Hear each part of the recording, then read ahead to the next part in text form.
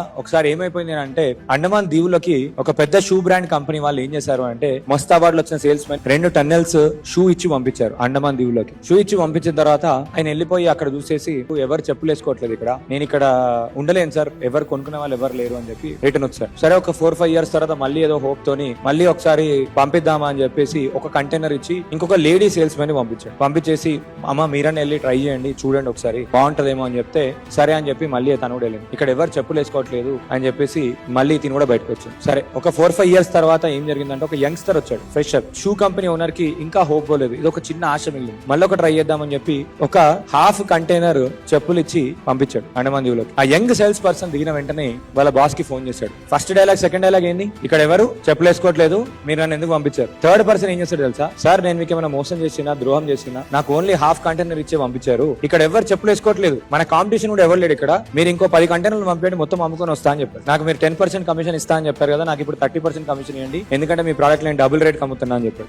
Demand చేసి మరి తీసుకున్నాడు. ఇది నిజంగా జరిగిన story. First person second person problem చూస్తే థర్డ్ పర్సన్ ఆపర్చునిటీ చూసారు. Got my point. ఎప్పుడైతే మన మైండ్ సెట్ ని మార్చుకొని ఎప్పుడైతే మనం ప్రాబ్లం గురించి గానీ సొల్యూషన్ గురించి గానీ what is the difference that you're making అని ప్రతి ఒక్కరి దాంట్లో వేరే దృష్టికోణంతో గనక చూసినట్టయితే నిజంగా మన లైఫ్ మారిపోతుంది.